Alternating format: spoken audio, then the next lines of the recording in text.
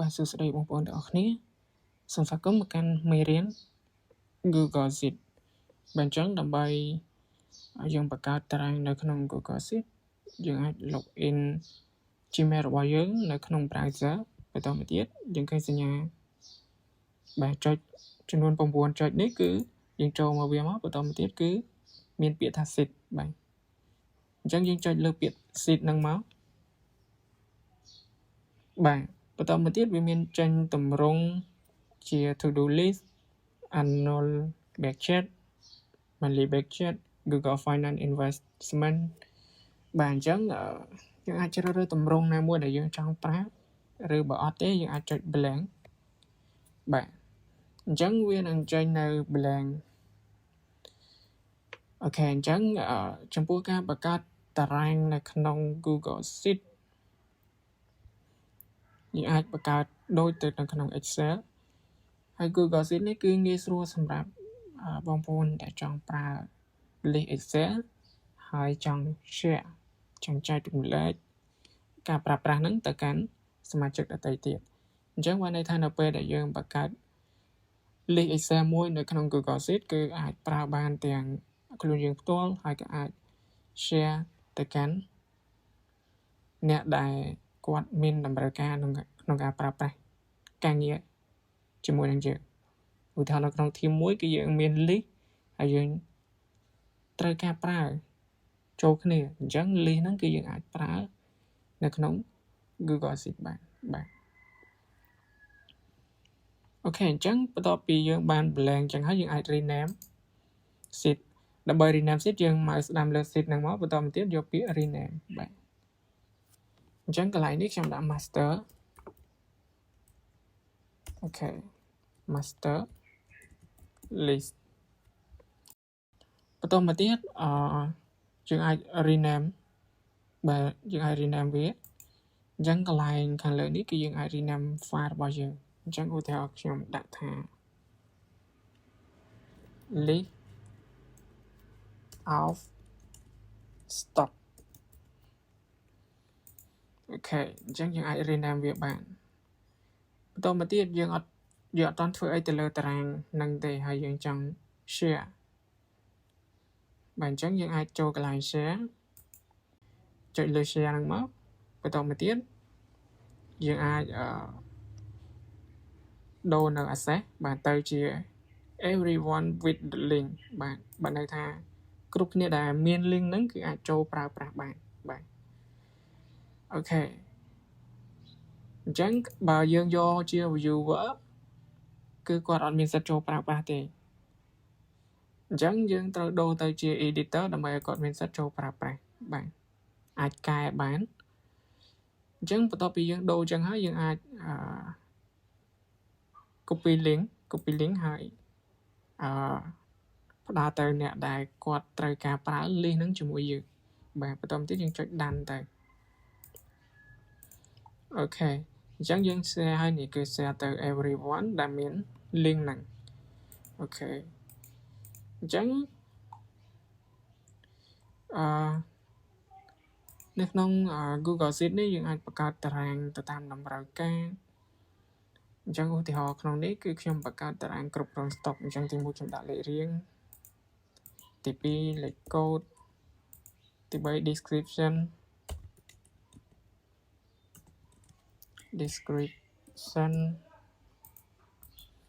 បាទ category unit បន្តមកទៀត beginning stock in stock out និង stock balance អូខេអញ្ចឹងយើងអាច select លើវា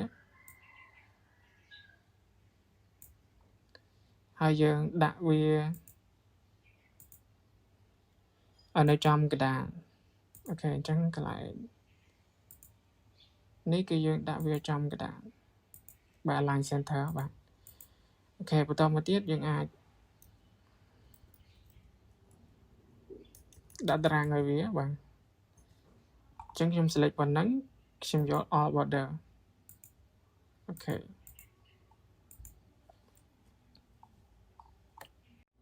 បាទអញ្ចឹងសម្រាប់លេខរៀងយើងអាចបញ្ចូលលេខរៀងទី1ហើយលេខរៀងទី2បន្តមកទៀតយើង select បាទយើង select លេខរៀងទាំងពីរហ្នឹងមកបន្តមកទៀតយើងអាចទាញបាទអញ្ចឹងនៅពេលដែលយើងទាញមកគឺវានឹងចេញលេខរៀងបន្តអូខេអញ្ចឹងយើងបាន master list មួយអញ្ចឹងកន្លែងនេះខ្ញុំអាចបញ្ចូលលេខកូដបាទអញ្ចឹងលេខកូដរបស់ខ្ញុំ A1 A2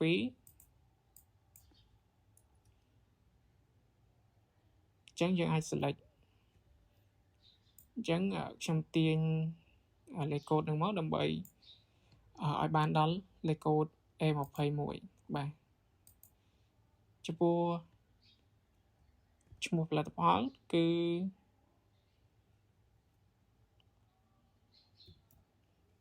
ឈ្មោះបង្គន់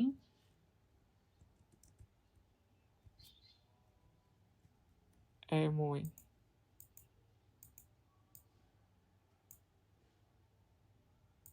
អញ្ចឹងខ្ញុំចម្លងវាមកមានដល់បង្គន់ A21 អូខេអញ្ចឹង category នេះគឺដាក់បង្គន់យកតែម្ដង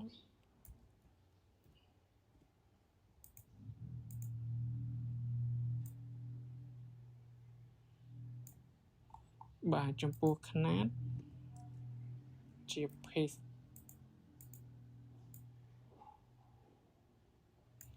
អូខេអញ្ចឹងនៅក្នុងនេះគឺ beginning stock យើងអត់ទាន់មានទេ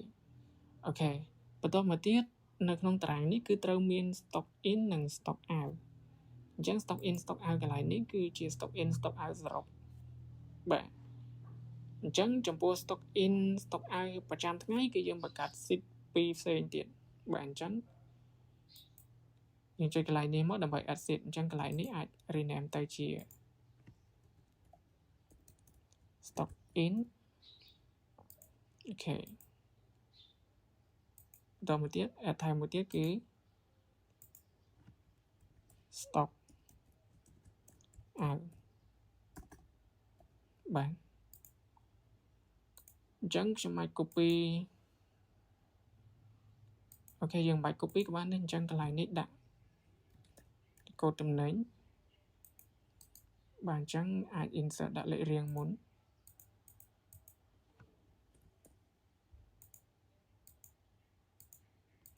បាទ description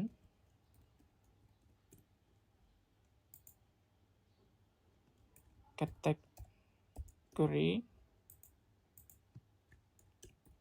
unit អូខេ unit នេះមិនបាច់ដាក់ក៏បានដែរ category នេះក៏មិ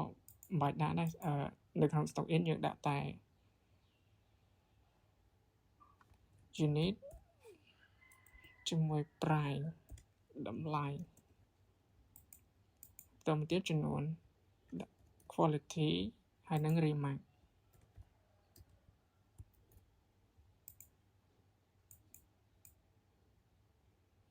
យើងដាក់ all border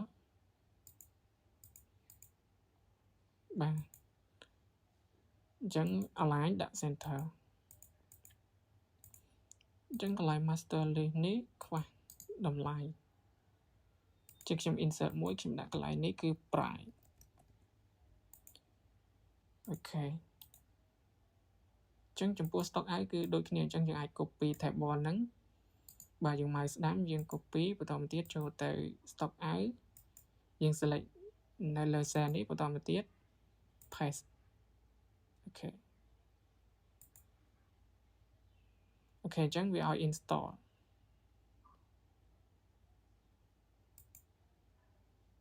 អញ្ចឹងយើងចុច add function របស់វាមក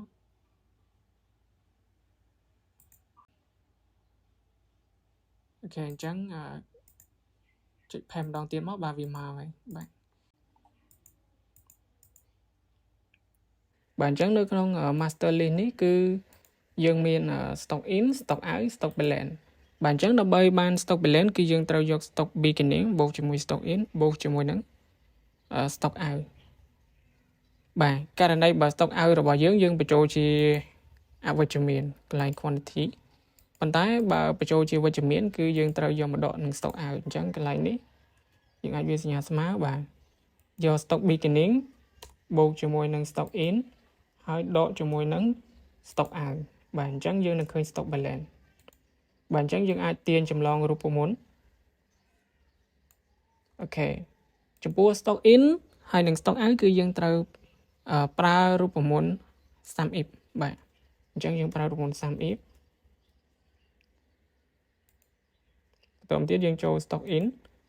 បាទយើង select កន្លែងលេខកូដអូខេកន្លែងនេះគឺយើងដាក់សញ្ញាដុល្លារ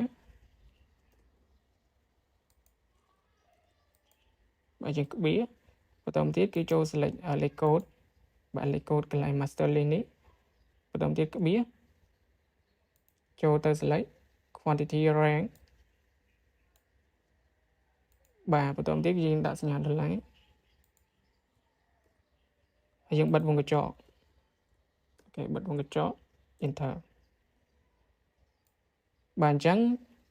ពេលដែលយើងបញ្ចូល stock in គឺវានឹង load នៅកន្លែងនេះបាទអញ្ចឹងឧទាហរណ៍ខ្ញុំបញ្ចូលលេខរៀងទី1លេខកូដ A1 បាទអញ្ចឹងត្រង់កន្លែង description យើងអាចប្រើរូបមន្ត VLOOKUP ដើម្បីទាញ description បាទអញ្ចឹងយើងចូលទៅ select master list បិទវងកញ្ចក់បាទអញ្ចឹងកន្លែងនេះពេលដែលយើង select លេខកូដហើយនឹង description ហើយគឺយើងក្បៀហើយយើងបញ្ចូលលេខ2លេខ2ហ្នឹងគឺ description នៅជួរទី2អញ្ចឹងយើងត្រូវបញ្ចូលលេខ2ហើយបន្តទៀតក្បៀយើងយកលេខ0ហើយអូខេអញ្ចឹងវានឹងចេញបកគុណ A1 បាទយើងអាចចម្លងរូបមន្តបាទអញ្ចឹងចំពោះ unit គឺដូចគ្នាយើងប្រើរូបមន្ត VLOOKUP បាទរូបមន្ត VLOOKUP បាទអញ្ចឹងយើង select លេខកូដក្បៀបន្តទៀតចូល select master list បាទយើង select ឲ្យដល់កន្លែង unit មកបាទយើង select ឲ្យដល់កន្លែង unit បន្តមកទៀតយើងរាប់ជួរទី1ទី2ទី3ទី4បាទអញ្ចឹងយើងក្បៀដាក់លេខ4ក្បៀ0បិទវងកញ្ចក់enter បាទអញ្ចឹងយើងអាចចម្លងរូបមន្តអូខេបន្តមកទៀតតម្លៃអញ្ចឹងកន្លែងនេះខ្ញុំឧទាហរណ៍ដាក់តម្លៃបាទដាក់តម្លៃ100អូខេអញ្ចឹងកន្លែងហ្នឹងយើងអាចចូល format ដើម្បីដាក់វាជា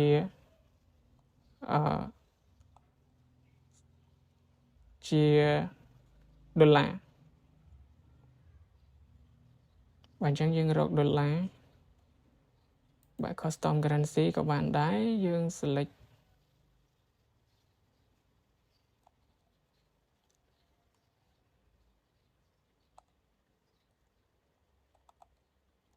បាទយើង select លុយដុល្លារ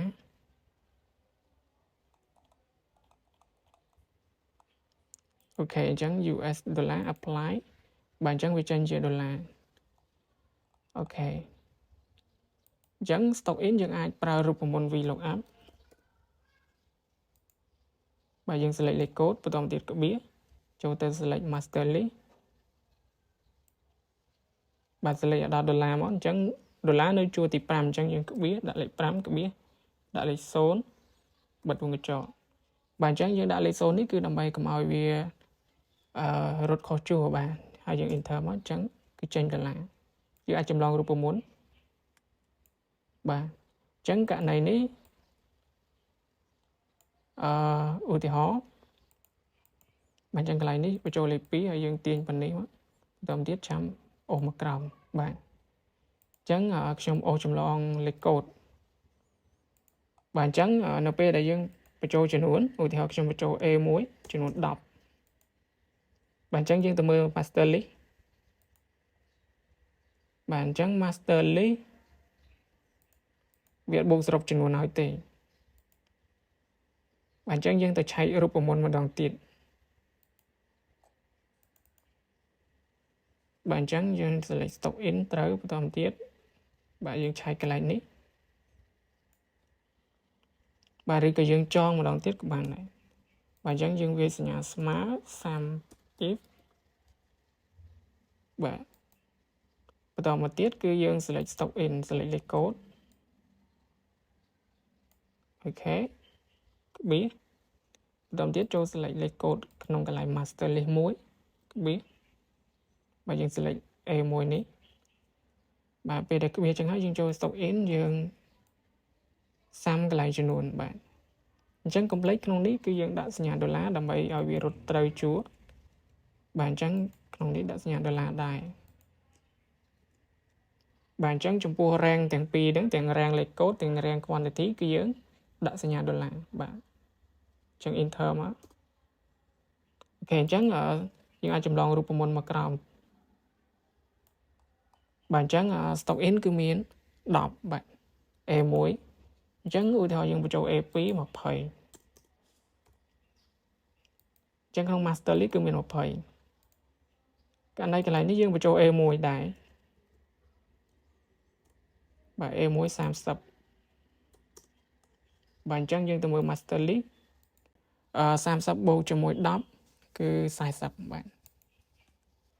អូខេអញ្ចឹងករណីនេះបញ្ចូល A1 ទៀតបាទខ្ញុំបញ្ចូល50បាទអញ្ចឹងវាបាន90អញ្ចឹងវាបូកសរុបឲ្យហើយបាទអញ្ចឹងបន្តមកទៀតចំពោះ stock out គឺយើងអាចចងដូចគ្នាបាទអញ្ចឹង description យើងប្រើរូបមន្ត VLOOKUP បាទយើង select កន្លែងលេខកូដក្បៀសបាទយើងក្បៀសចូល master list បាទអញ្ចឹងលេខកូដនៅជួរទី2យើងក្បៀសហើយយើងវាយលេខ2ក្បៀសចូលលេខ0បាត់វងកញ្ចក់ enter អូខេអញ្ចឹងឧទាហរណ៍យើងបញ្ចូល A1 អូខេវាចេញ description អញ្ចឹងយើងអាចចម្លងរូបមន្តមកក្រោមអូខេអញ្ចឹងកន្លែងនេះខ្ញុំចម្លងលេខកូដអូខេអញ្ចឹងកន្លែងនេះយើងបញ្ចូលលេខ1លេខ2បន្តមកទៀត select ហើយទាញមកក្រោមអូខេអញ្ចឹងចំពោះ unit គឺដូចគ្នាយើងប្រើរូបមន្ត VLOOKUP បាទយើង select លេខកូដហើយយើងក្បៀសចូល master list អូខេបន្តមកទៀតគឺយើងក្បៀសអញ្ចឹង unit នៅជួរទី4អញ្ចឹងបញ្ចូលលេខ4ក្បៀសចូលលេខ0បិទវងកញ្ចក់ enter បាទអញ្ចឹងវាចេញ unit មកអូខេអញ្ចឹងຂະຫນາດជា page តម្លៃដូចគ្នាយើងប្រើរូបមន្ត VLOOKUP បាទ select លេខកូដក្បៀសចូល select master list បាទអញ្ចឹងតម្លៃនៅជួរទី5អញ្ចឹងយើងក្បៀសហើយបញ្ចូលលេខ5ក្បៀស0បិទវងកញ្ចក់ enter បាទចំពោះចំនួនយើងអាចដាក់អញ្ចឹងឧទាហរណ៍លេខកូដ A1 ខ្ញុំដាក់10អញ្ចឹងយើងមើល master list យើងអត់ទាន់មានទេអញ្ចឹងយើងអាចប្រើរូបមន្ត SUMIF បាទអញ្ចឹងយើងប្រើរូបមន្ត SUMIF អូខេយើងចូលទៅ select rank លេខកូដបាទ complete ដាក់សញ្ញាដុល្លារដើម្បីឲ្យវារត់ត្រង់ជួរបាទកុំឲ្យវារត់ខុសជួរបាទអញ្ចឹងពេលដែលយើងដាក់សញ្ញាដុល្លារហើយក្បៀសបាទចូលទៅកាន់ stock out អូខេ sorry ចូលទៅកាន់ master list select លេខកូដលេខរៀងទី1ក្បៀសចូល stock out select quantity rank អូខេបន្តទៀតយើងដាក់សញ្ញាដុល្លារបិទវងកញ្ចក់ enter បាទអញ្ចឹងចំនួនវាមកហើយអូខេអញ្ចឹងក្នុងការចងតារាងគ្រប់គ្រង stock out គឺមានប៉ុណ្ណឹងបាទយើងនឹងជួបគ្នានៅវីដេអូក្រោយ